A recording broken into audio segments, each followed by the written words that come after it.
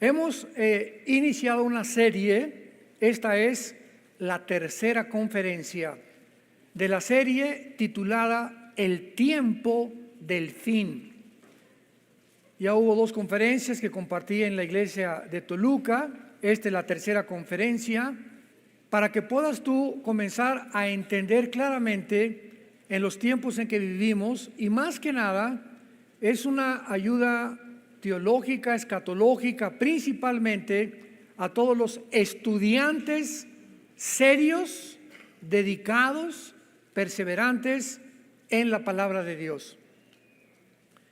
El libro de Daniel termina en el capítulo 12, y en el capítulo 12 rápidamente voy a hacer un resumen.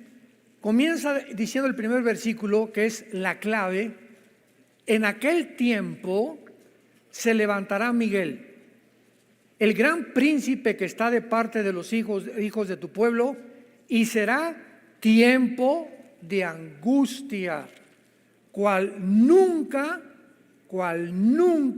fue desde que hubo gente hasta entonces. Pero en aquel tiempo será libertado tu pueblo, todos los que se hayan inscritos en el libro. El capítulo 12, Daniel, después de compartir visiones en el capítulo 2, capítulo 7, capítulo 8, capítulo 10, capítulo 11 y culminando con el capítulo 12, él ha hablado durante todo el libro del tiempo final. Todas las profecías del libro de Daniel están apuntando hacia los últimos 7 años del final de las profecías de Israel, no de la iglesia. Porque hay un tiempo final para la iglesia y hay un tiempo final para Israel. Entonces, cuando la Biblia habla del último tiempo, los tiempos finales, los postreros días, tenemos que diferenciar y entender dentro del contexto a qué se está refiriendo el Espíritu Santo. Si es a los tiempos finales de la iglesia o es a los tiempos finales de Israel. Muy bien. El tiempo final para nosotros, la iglesia, termina con el arrebatamiento. En cuanto millones de personas desaparezcamos del mundo, en ese momento la iglesia desapareció y nos vamos al cielo. Mientras tanto pasan 7 años aquí en la tierra, que se llama la 70 semana de Daniel, o los últimos 7 años que Dios le dio a través del ángel a Daniel en el capítulo 9 del libro de Daniel.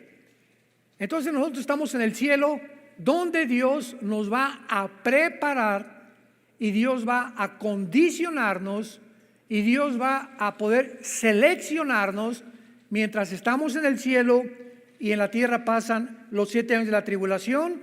¿Quiénes de nosotros vamos a gobernar en el milenio? Entonces va a ser una prueba tremenda. Allá arriba dice 2 Corintios 5 el apóstol Pablo que vamos a ser responsables de todo lo que hicimos mientras estábamos en el cuerpo. Desde luego desde el momento de la conversión, porque todo lo que tú hayas hecho antes de ser convertido, traficante de drogas, prostituta, transgénero, borracho, parrandero, jugador, abortaste 10 veces, no importa lo que hayas hecho antes de convertirte, estás sepultado en el océano. Ya no hay nada del pasado que Dios tenga contra ti ni contra mí.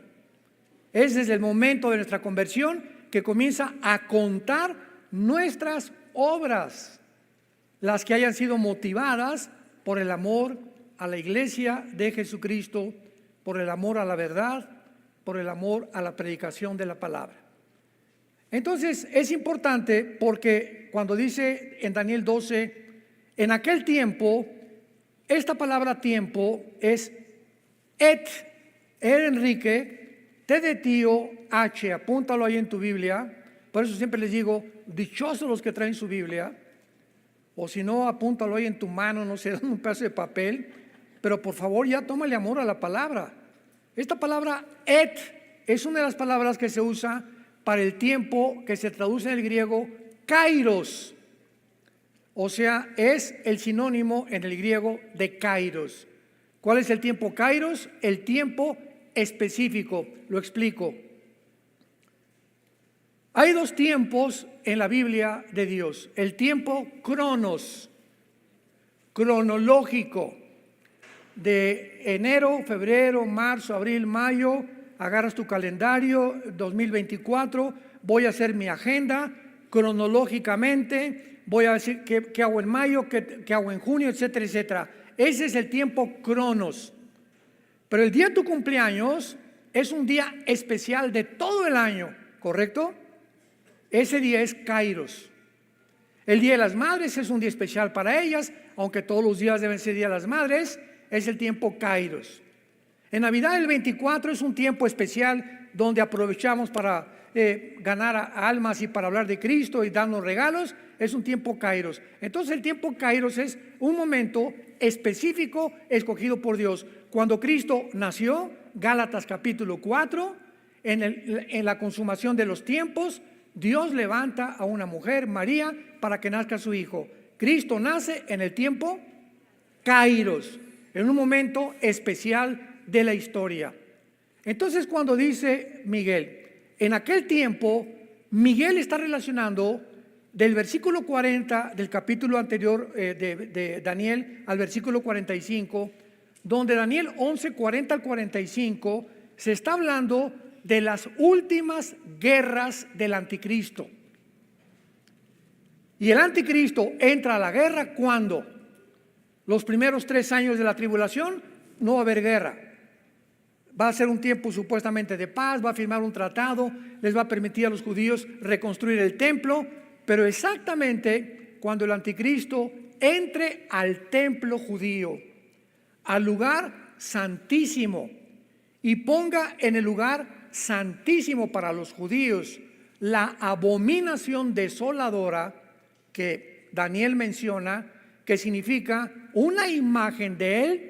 No sé si va a ser de inteligencia artificial, o va a ser un robot, o va a ser algo que pueda manifestar y claramente que parezca que tiene vida, pero cuando él ponga esa imagen, desde ese momento comienza la persecución más cruel, más sanguinaria de toda la historia contra los judíos y contra el pueblo cristiano que en aquel tiempo se haya convertido durante la tribulación. Entonces, cuando dice Miguel, en aquel tiempo, está hablando exactamente de los últimos 3 años y medio de la tribulación. ¿Me van siguiendo? Muy bien. Ahora, veamos algo importante antes de pasar a corroborar esto, que esta frase que se usa, en el libro de Daniel, se usan 2 frases, por favor, apúntenlas, estudiantes de escatología, que les interesan las profecías bíblicas. Hay 2 frases en todo el tiempo de Daniel que se tradujeron el tiempo del fin o los postreros días. La primera es Ketz, con Q de queso, U, E de Enrique, T de tío, S de Samuel. Ketz, así como suena. Y después E de Enrique, T de tío, Et, que fue traducido el tiempo kairos o el tiempo del fin, o sea, un tiempo específico. Y la otra frase es Acharit Yom, tal como suena, Acharit con CH, Yom es con Y, que se traduce días muchas veces. Esto se tradujo como los postreros días. Muy bien, vayamos rápidamente al libro de Deuteronomio capítulo 4 y veamos en el versículo 30 que ya se había profetizado que Israel iba a atravesar en el futuro un tiempo de tribulación, o que se conoce también en Jeremías 30 como tiempo de angustia para Jacob. Dice Deuteronomio 4, versículo 30, cuando estuvieres en angustia, les dice Moisés, le está hablando al pueblo de Israel, y te alcanzaren todas estas cosas, observen, si en los Acharit Yom, si en los postreros días, O sea, si en el tiempo del fin para Israel, ¿cuándo es? En la gran tribulación. ¿Cuándo es los postreros días para Israel? En los 7 años de las finales de la tribulación, donde nosotros no vamos a estar. Si en ese tiempo de angustia, en los postreros días, te volvieres a Jehová tu Dios y oyeres su voz, porque Dios misericordioso es Jehová tu Dios, no te dejará, ni te destruirá, ni se olvidará del pacto que le juró a tus padres. Aquí hay una promesa para Israel, que hay muchos judíos durante los últimos días del mundo, de la gran tribulación, donde la iglesia ya no va a estar, y va a haber un avivamiento tremendo, y van a morir como mártires, de acuerdo a Apocalipsis 7, vio Juan a todos los mártires de la tribulación. Dios le dice a los judíos que todos los que se conviertan en la tribulación van a formar parte del reino milenial. Entonces, no todos los judíos se van a salvar, como tampoco no todos los gentiles se van a salvar, solamente aquellos que hayan puesto su confianza en Jesucristo. Veamos esto en Isaías capítulo 26, que es otro pasaje que nos habla claramente acerca de esta promesa de Dios. Isaías 26, versículo 20 y 21. Anda, está hablándole a Israel. Anda, pueblo mío, entra en tus aposentos, cierra tras ti tus puertas, escóndete un poquito por un momento, en tanto que pasa la indignación. ¿Qué indignación está mencionando aquí Dios? Porque he aquí que Jehová sale de su lugar para castigar al morador de la tierra por su maldad. Escúchenlo, directores de las Naciones Unidas. Escúchenlo todos los políticos y todos los que en este tiempo ya están tomando partido, América o Chivas. Tú no te puedes poner la camiseta a la mitad, América y abajo Chivas. ¿Sabes una cosa? Tú tienes que decidir a qué equipo te colocas, o a qué equipo vas a seguir, o a qué amo vas a seguir. Y este es el tiempo impresionante que una película como esta del El Sonido de la Libertad haya causado tal conmoción en el mundo, que todos comienzan a preguntarse, las televisoras cristianas, todos los de la derecha, ¿verdad? Todos los que estamos del lado de la familia, de la ética, de la moral, de los mandamientos de Dios, de que estamos en contra de todo lo que no es más que dos géneros, y los que están en contra, y se están levantando compañías, te repito, como Disney, compañías de coches, compañías televisoras, de radio, partidos políticos. No pasen esa película, inmediatamente se colocan, ya se pusieron la camiseta, estamos a favor de la pedofilia. Increíble. Jesús dijo: he venido a traer espada. Y nunca como ahora la humanidad está siendo dividida, donde ya nosotros claramente estamos viendo quién es quién por la forma que apoya a ciertas tendencias en el mundo actualmente. Y eso es lo que va a determinar tu futuro eterno. Anda, pueblo mío, entra en tus aposentos, escóndete mientras que pasa la indignación, porque Dios va a castigar al morador de la tierra por su maldad contra él. La tierra descubrirá la sangre derramada sobre ella, más de 15 millones, 20 millones de abortos. ¿Escuchaste? Más de 15, 20 millones de abortos. Se legalizó el aborto en 1973 por el Tribunal Supremo de Estados Unidos. Es impresionante que haya habido más muertos que en una guerra mundial de niños. Y sigue siendo el objeto de Satanás ahora, echar a perder a una criatura, traumar a una criatura, violar a un niño de 8, 5, 6 años de edad, como en la película, eran niños menores de 8 años. Y los venden como si fueran prostitutas, como si fueran mercado, como si fuera a 5 el kilo de aguayón. Impresionante. Y ves cómo los llevan, los guardan y cómo los convencen y se los arrebatan en los mercados y los están en la frontera, se los llevan y nadie vuelve a preguntar por ellos y están en el mercado del tráfico de niños humanos, vendiéndolos a pedófilos, a psicópatas, sociópatas, que van a tener su castigo en el infierno algún día, porque tienen que pagar por eso algún día. Esas personas ya no son humanos. Escucha esto, ya no son animales. Aquí estamos el humano, aquí está el animal. Nunca un animal viola a un bebé. Un perro nacido, un león, un leoncito, jamás.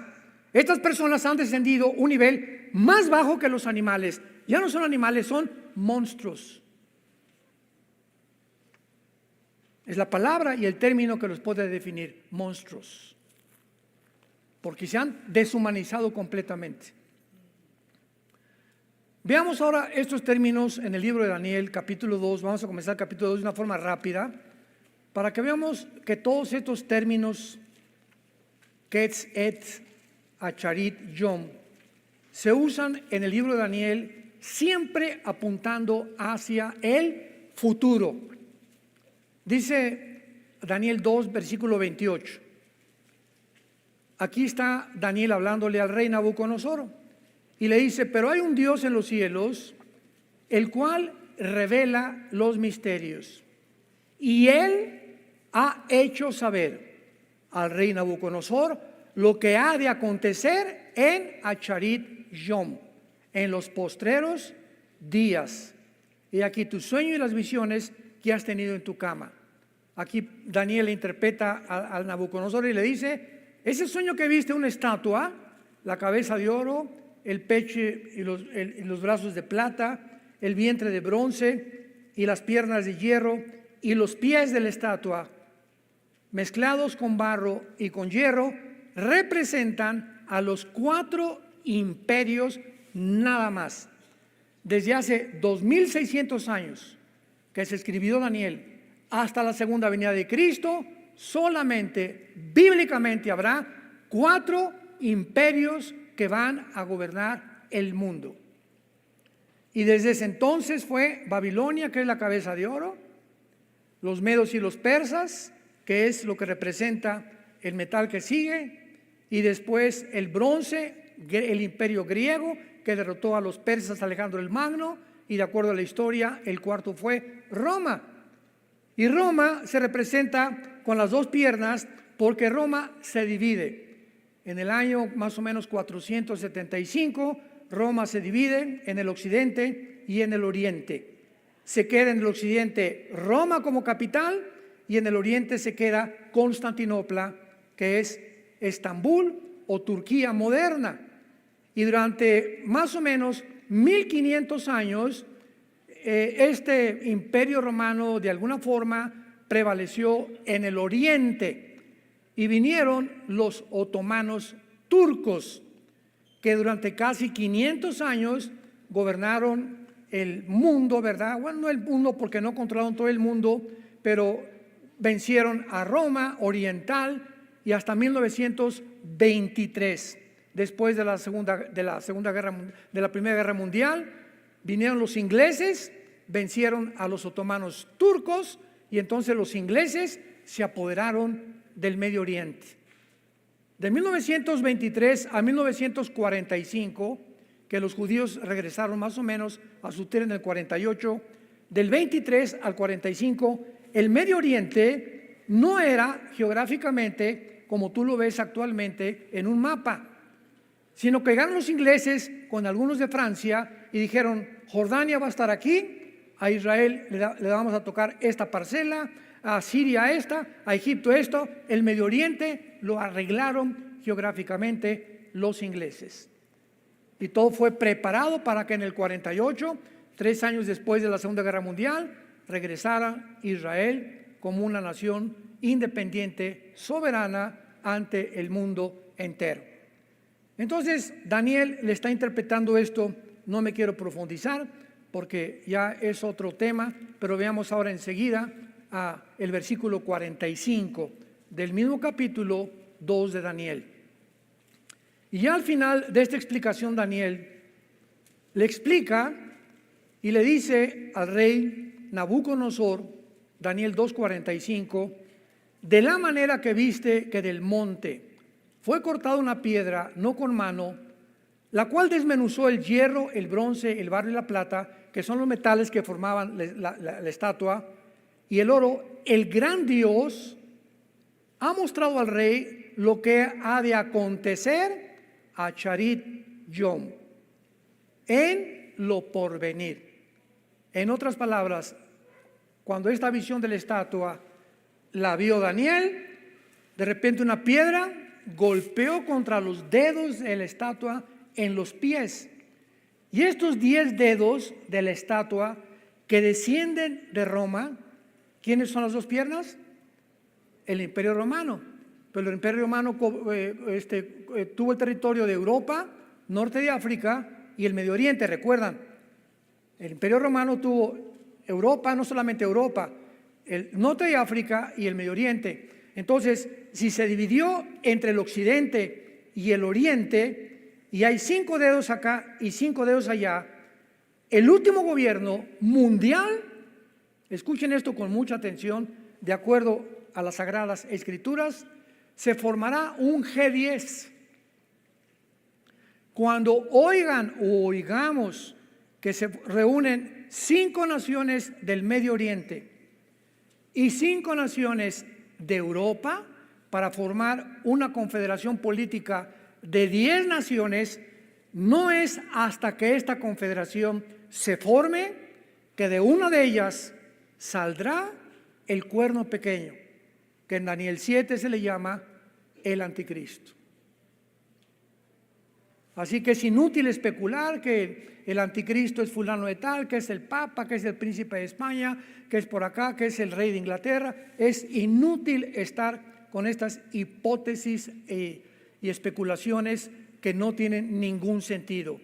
El mundo no va a conocer ni va a saber tampoco quién es el anticristo, y gracias a Dios, porque yo no lo estoy esperando él, estoy esperando al Mesías. Y nadie aplaude. Estamos esperando a Jesucristo, gloria a Dios. Ven Jesús.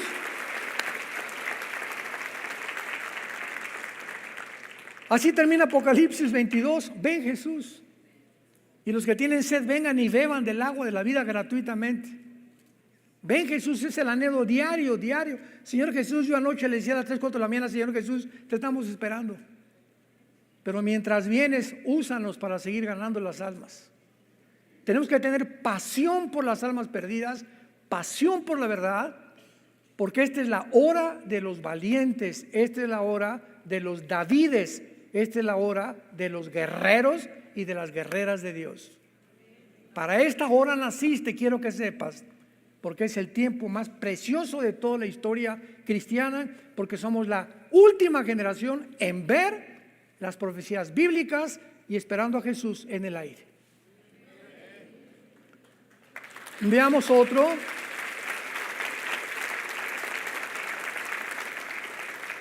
Daniel 8, versículo 17. Estamos viendo todos los versículos donde se encuentran esta terminología: el tiempo, el fin, los postreros días, corroborando que todos apuntan hacia el futuro. Daniel 8, versículo 17. Vino luego cerca de donde yo estaba, y con su venida me asombré. Aquí está Daniel relatando a Gabriel que se le aparece y baja del cielo para estar con él.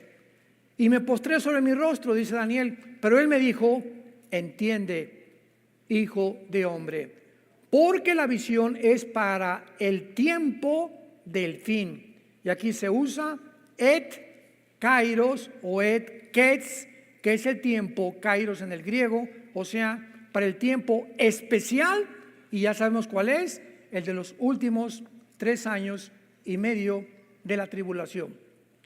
Así que toda esta visión que le da en el capítulo 8, que no nos da tiempo de recorrerla, yo lo hemos predicado en otras veces, es para el tiempo final. Veamos ahora el versículo 19 del capítulo 8 y le vuelve a decir, y dijo, yo te enseñaré lo que ha de venir al fin de la ira, porque esto es para el tiempo del fin. Otra vez, toda la visión del capítulo 8 es ¿para cuándo? Para el tiempo del fin. Vayamos al capítulo 10. Ya casi terminamos con estos términos. Versículo 14. Daniel 10, 14. He venido para hacerte saber lo que ha de venir a tu pueblo en Acharit Yom, en los postreros días, porque la visión es para esos días. Capítulo 11, versículo 36. El rey hará su voluntad y se ensoberbecerá y se engrandecerá sobre todo Dios. Contra el Dios de los cielos hablará maravillas y prosperará hasta que sea consumada la ira. ¿Cuál ira? La gran tribulación, porque lo determinado se cumplirá. Y terminamos con el capítulo 12, versículo 9, que es el tema principal de nuestras conferencias. Daniel 12, 9. Él respondió, otra vez el ángel Gabriel le dice a Daniel, porque estas palabras están cerradas y selladas hasta el tiempo del fin. Vean esto. Todas estas visiones de Daniel no se podían comprender ni se podían entender porque estaban cerradas. Daniel, desde que te estoy dando estas profecías, van a pasar 2600 años. En ninguna época de la iglesia, ni de los padres, ni de la reforma, ni del renacimiento, ni de la época de las misiones 1800, 1900, nadie va a entender estas visiones, ni los imperios ni nada, hasta los que vivan la última generación. Entonces pasan 600 años de que el ángel le dijo estas palabras, y Juan el apóstol es llamado por Dios cuando estaba en la isla de Patmos. Tenía como 90, 95, 96 años. Fue el último de los apóstoles que murió, Juan. Y tiene una visión, Juan, donde Cristo se aparece glorificado enfrente de él, con los ojos como, ¿verdad?, con una vista como de bronce bruñido, el pelo blanco como la lana, con un vestido largo como el lino fino, un cinto de oro, los pies como bronce bruñido, etcétera, etcétera. Y entonces Cristo le revela a Juan el Apocalipsis, y aquí pasa algo muy interesante. Escuchen esto. A Daniel se le ordena sellar las palabras hasta el tiempo del fin, pero Dios le dice a Juan, esto que te voy a decir, no lo selles. Y por eso el libro del Apocalipsis, ¿cómo comienza el Apocalipsis? ¿Cómo comienza diciendo el Espíritu Santo el Apocalipsis en el capítulo 1 y cómo escribe el apóstol Juan? La revelación de Jesucristo que Dios le dio para manifestar a sus siervos las cosas que deben, ya no está el tiempo del fin, ¿verdad?, que deben suceder, que eso pronto. Y la declaró enviándola por medio de su ángel a su siervo Juan, que ha dado testimonio de la palabra de Dios, del testimonio de Jesucristo y de todas las cosas que ha visto.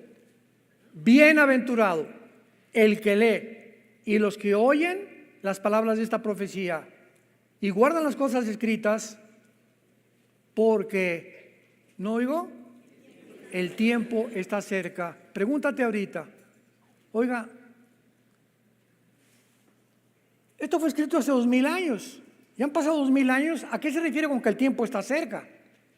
O sea, cuando le dijo el tiempo está cerca, ¿le estaba diciendo el año que entra? ¿O en 5 años?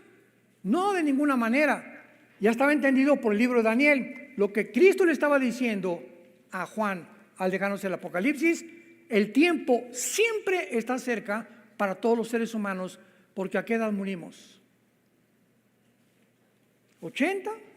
¿85 los más fuertes? Ruth Coffey, la misionera que nos recogió a mi esposa y a mí, que está en Cuernavaca, cumplió 97 años la semana pasada. Una mujer de Dios, Ruth Coffey, la honramos y oramos siempre por ella. Pero nadie llega ya a los 85, 90, y el momento de tu muerte, el tiempo llegó para ti, para ti, para ti, para ti. Eso es lo que significa, el tiempo está cerca, porque el día de tu muerte entregas tus cuentas a Dios. La vida es bien corta, tenemos una sola vida, una sola, para vivirla. Escoge tú a quién quieres servir, pero yo en mi casa serviremos a Jehová. Escoge. Llegó el tiempo de la hora.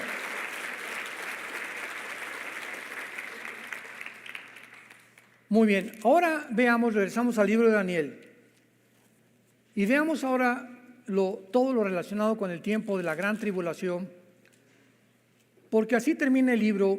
En aquel tiempo está relacionándolo con los últimos 5 versículos del capítulo anterior, el ángel. En aquel tiempo, ¿cuál tiempo? ¿Cuál tiempo está hablando? Un tiempo específico, se levantará Miguel. Es interesante cuando acomodamos lo espiritual sobre lo espiritual, precepto sobre precepto, escritura sobre escritura, y no tomamos una escritura de por acá y otra de por allá, armamos una doctrina con una y armamos una doctrina con otra, sino que tenemos el contexto y vemos qué dice Deuteronomio, qué dice Juan, qué dice Zacarías, qué dice Malaquías, qué dice Sofonías, qué dice Joel, y unimos las piezas y tenemos un rompecabezas armado. Y así es como se traza la palabra de Dios. Requiere diligencia, perseverancia, entrega, dedicación, pero más que nada, disciplina. Veamos ahora claramente de qué forma la Biblia nos muestra que desde el Antiguo Testamento como en el Nuevo Testamento ya se estaba describiendo o enseñando los postreros días que serían de angustia. Por ejemplo, el arcángel Miguel le dice en aquel tiempo, o sea el tiempo en que el anticristo, porque vean cómo termina Daniel 11, versículo 44 y 45. Vean cómo termina Daniel 11, 44 y 45, está hablando del anticristo. Pero noticias del oriente y del norte lo atemorizarán.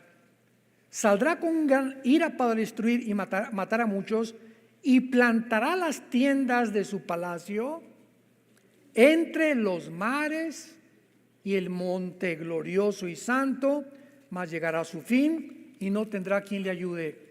¿A qué tiempo se refiere aquí el Espíritu Santo del anticristo? Al final de la carrera del anticristo, a los últimos 3 años y medio que le quedan. Esto nos habla que el anticristo, después de firmar el tratado con los judíos, no va a vivir en Israel. Posiblemente se vaya a Irak o a la región de la antigua Mesopotamia, significa entre 2 ríos, que era Irak y Siria, que es la zona geográfica en la que estaba dividida el Medio Oriente en la antigüedad, en el Antiguo Testamento. Entonces parece que el anticristo va a estar en Irak, porque en esa zona, Irak, Arabia Saudita, Kuwait, se va a levantar el centro comercial más grande del mundo en los próximos meses, en los próximos años, que termina en Apocalipsis 18. ¿Se acuerdan ustedes? La ramera en el capítulo 17, el gran centro comercial en el capítulo 18 del Apocalipsis, donde todos los reyes de la tierra van a negociar y nadie ahí va a comprar sin estar marcado con el 666.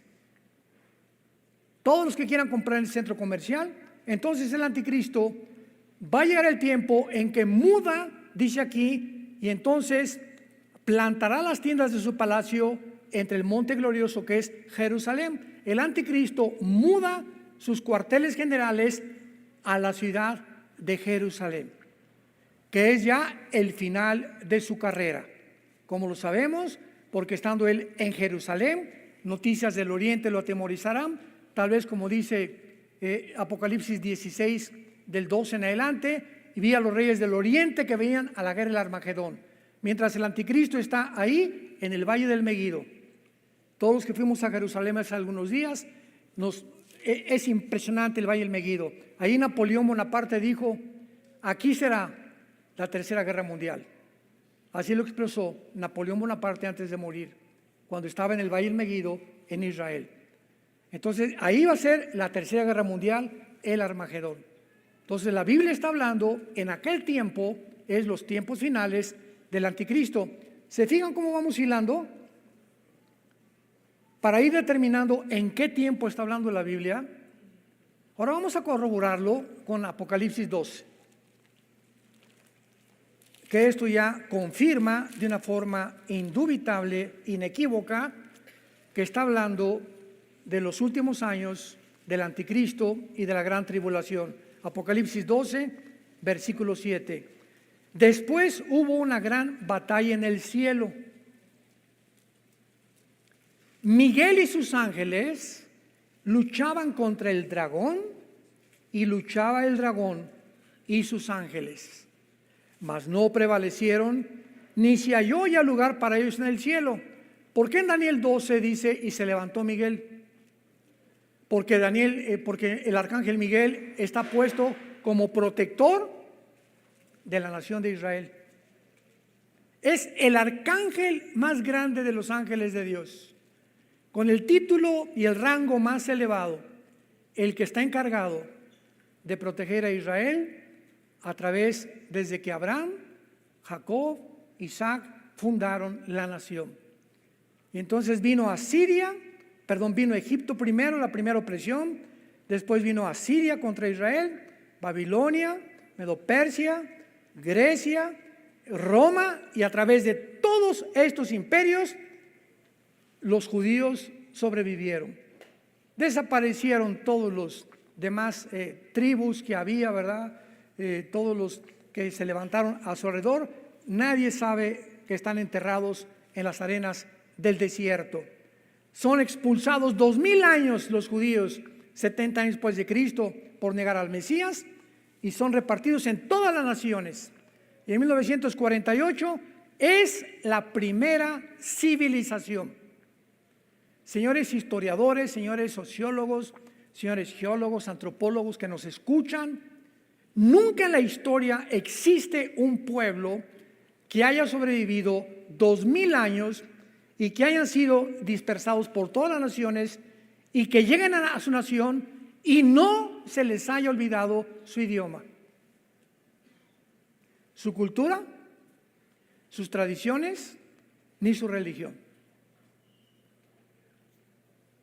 Nosotros los mexicanos, nicaragüenses, guatemaltecos pasamos al otro lado y ¿cómo te llamas? Henry Ford. O sea, ya se nos olvida el español. O crecemos una cultura igual con los italianos, Yo me he encontrado cantidad, hay un señor Joe Paladino que lo conozco muy bien, que entrena a los motociclistas con motores Harley allá en Estados Unidos. Es un grande entrenador de motociclismo. Una vez le pregunté: ¿tú no hablas italiano? No, no hablo italiano. Y a todos los que tengan así Capellini, Paladino, etcétera, etcétera, se les olvidó el italiano ya. Se les olvidó el francés. Pocos hablan alemán ya. La cultura siempre tiende a absorbernos. No pasó así con los judíos. Pero no porque sean especiales ni más inteligentes, simplemente para demostrar que eran el pueblo que Dios había escogido y para que Israel sea la evidencia más grande que Dios existe.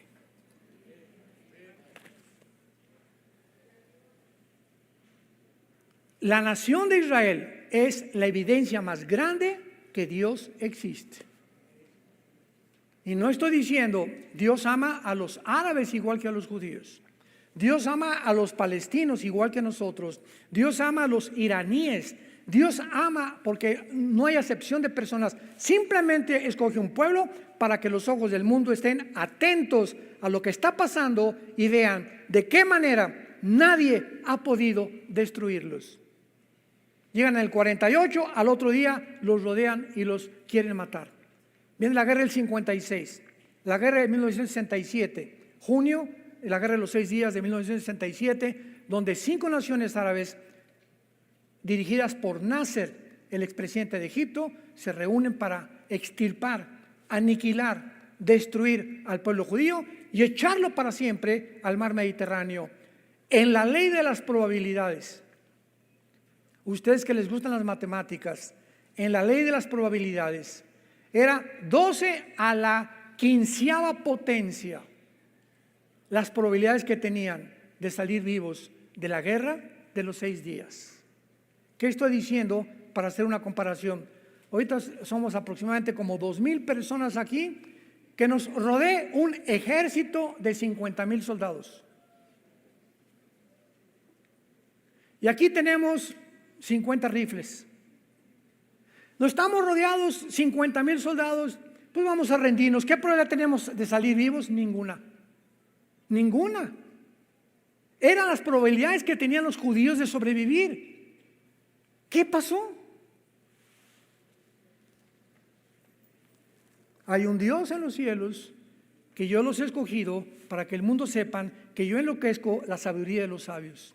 Y no es con ejército, ni con caballo, ni con fusil, es con mi espíritu, dice el Señor, para que la gloria sea a Él. ¿Se dan cuenta?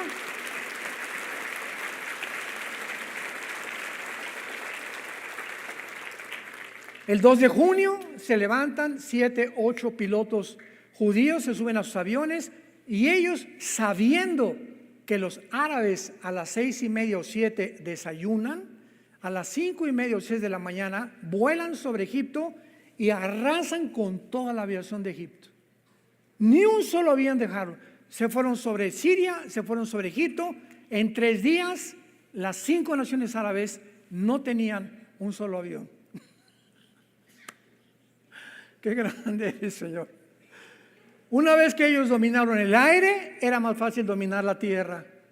Bueno, a los 6 días nada más duró la tierra, estaban en la península del Sinaí, reconquistaron la ciudad de Jerusalén y tomaron las colinas del Golán y la franja de Gaza y el banco oriental que es Cisjordania, en menos de 6 días. Adivinen por qué terminó en 6 días. Porque el séptimo tenían que descansar. Parecía una ironía, ¿no? Bueno. Y porque el arcángel Miguel está de parte de ellos. Y va a llegar el final en la gran tribulación, donde después hubo una gran batalla en el cielo. Y está hablando del tiempo del arcángel Miguel de Daniel 12:1. Es la misma batalla. Se levantó el arcángel Miguel, el que está de parte de los hijos de Israel, y fue tiempo de angustia. Es el tiempo que estamos viendo en Apocalipsis 12. Pero no prevalecieron, ni se halló lugar para ellos en el cielo. O sea, en la gran tribulación va a haber una batalla para decidir quién se viene a la tierra. Y entonces es derrotado Satanás y sus ángeles, y Satanás, Lucifer y sus ángeles y sus demonios, en los últimos 3 años y medio de la semana 70 de Daniel, de la gran tribulación, son arrojados a la tierra. Si ahorita hay maldad y Él está todavía por ahí reguileteando en el aire arriba de nosotros, imagínense cuando esté aquí ya abajo con sus ángeles caídos, que segurísimo van a tomar forma humana y van a creer que son extraterrestres. Tal vez me imagino que puede haber, porque ahorita está una obsesión con los ovnis, y no saben ni siquiera qué hay detrás del movimiento ovni, que son materializaciones de la energía satánica. Son ángeles preparando el camino para que cuando venga el anticristo con los milagros, van a creer que son extraterrestres, porque los milagros que van a hacer no los puede hacer ningún ser humano, pues se vienen sobre la tierra. Y lo explica aquí el versículo 12 de Apocalipsis, versículo 9. Y fue lanzado fuera el gran dragón. Hasta la segunda parte de la tribulación será lanzado del cielo. Ya Satanás no tendrá acceso al cielo. Todavía tiene acceso al cielo. Por eso dice primera de Juan: si hemos pecado, abogado tenemos para con el Padre, a Jesucristo el justo. Porque el cielo es un tribunal. Aquí está Dios en su trono, aquí está el acusador como en un juicio, y aquí está el abogado defensor. El acusador es el diablo. La palabra Diablo significa acusador. Satanás significa enemigo. Su nombre no es acusador ni enemigo, su nombre es Lucifer. Entonces tú pecas y viene Satanás acusándote. Ve a Paquito lo que hizo antier, y esto y el otro, y ya viste lo que hizo Carmelita, y ya viste que se fue con otra mujer, y ya viste que están fornicando, y está viendo películas pornográficas. Y en ese momento Cristo, dice Hebreos, que vive para interceder por nosotros, no puede hacer nada. Y le abre la puerta de tu casa a los demonios, a tu vida, a tu mente, y comienzan a atormentarte y comienzan a provocar problemas en tu casa, con tus hijos, con tus nietos. Se te viene una bandada como no te imaginas, y Cristo está así cruzado. ¿Por qué? Porque dice, hasta que tú no digas, Padre, perdóname. En ese momento Cristo se pone en medio y dice, Satanás ya pidió perdón, no tienes nada contra él. Y cierras la puerta de tu casa, de tu mente y de tu corazón a los demonios.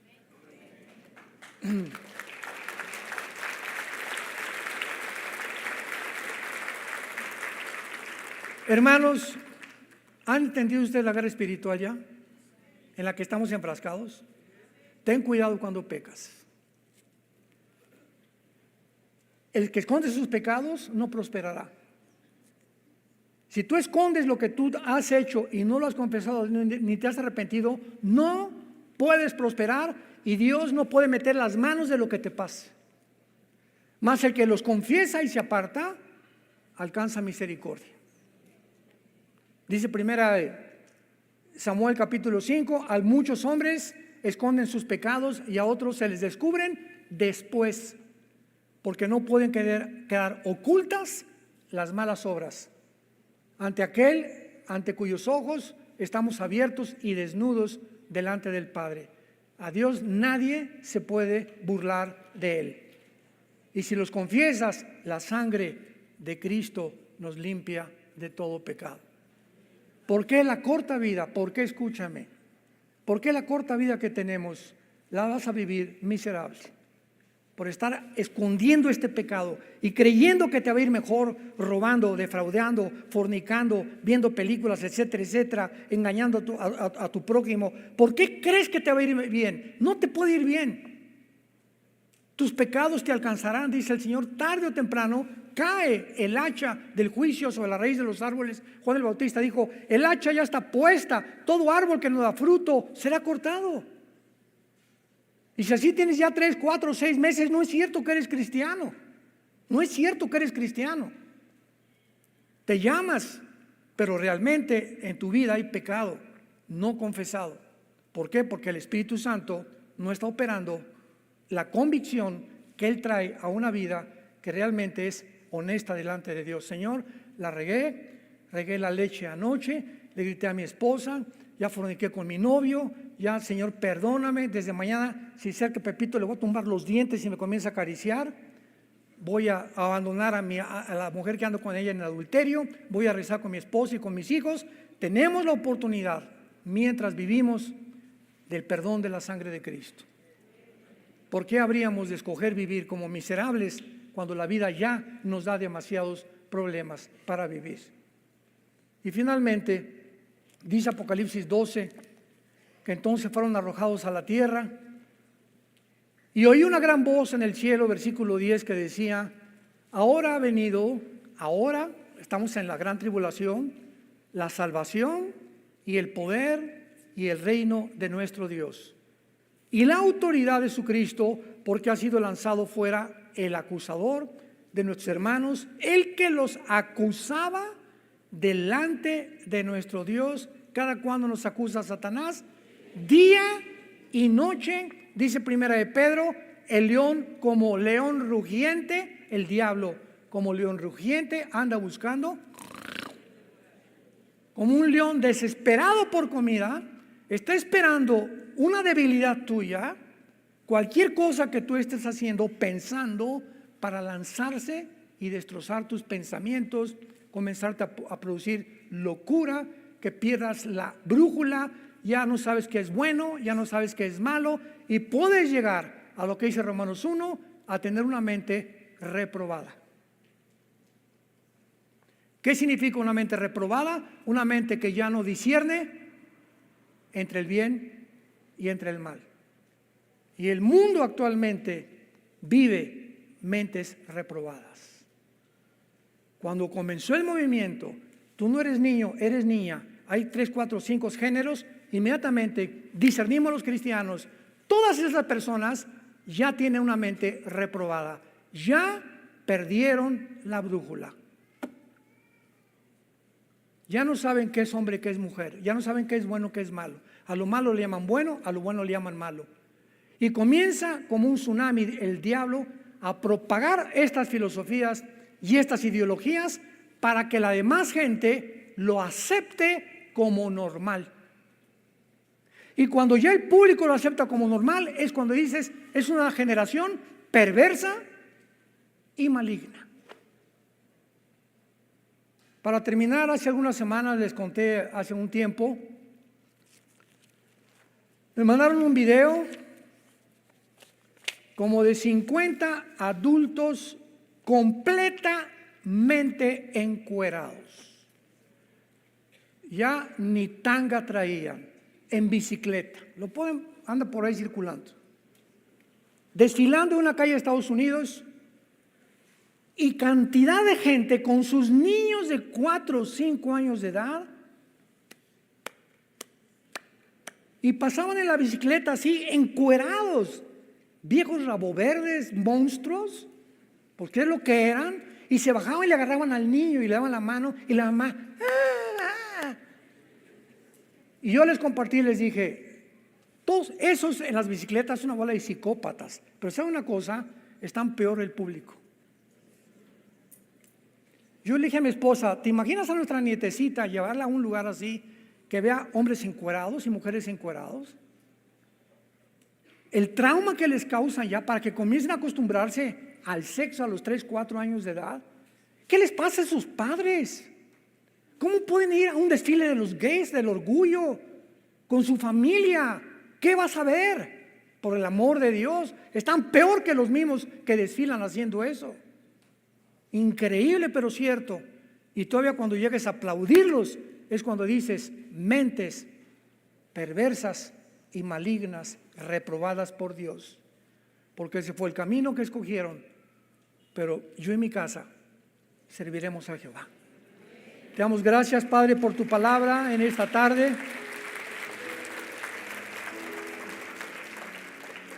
Gracias, Dios y Padre de Jesucristo, que fue crucificado, enterrado y resucitado a los 3 días,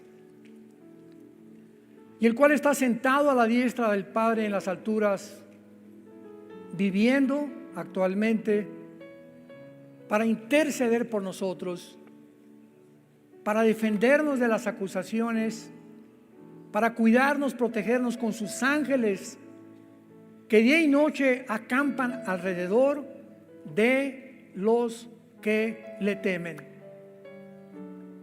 Riquezas, honra y vida son la remuneración de la humildad y el temor de Jehová. Gracias, Señor, por tan grande salvación. Es la hora de levantarnos, de despertar ante el mundo que nos rodea, que se está pudriendo a nuestro alrededor. Ya huele a basura donde quiera que volteamos. La humanidad como loca, y millones de personas aprobando las cosas que son ya en contra de la misma lógica, en contra de la misma razón, en contra de la misma ciencia, en contra de la misma biología. El mundo enloquecido. Es un mundo desarticulado, es un mundo rebelde, por lo cual tú tienes que juzgarlo en los 7 años de la tribulación. En esta tarde Dios te da la oportunidad que vengas a la cruz. Ustedes que nos ven por la televisión, te da el Dios la oportunidad de arrepentirte de tus pecados y que le digas estas palabras con todo tu corazón. Señor, perdona mi vida, perdona mis pecados. Creo que en la cruz tu Hijo pagó por ellos con su sangre, que a los 3 días resucitó de los muertos, por lo cual te pido, porque creo que vives, Señor Jesús, que entres a mi vida en este instante como mi Señor y Salvador. Te recibo dándote gracias por tan grande salvación, porque cuando muera moriré en paz, sabiendo que he sido perdonado, no por nada que haya merecido, sino por lo que tú hiciste en esa cruz, en mi lugar. En el nombre de Jesús. Amén.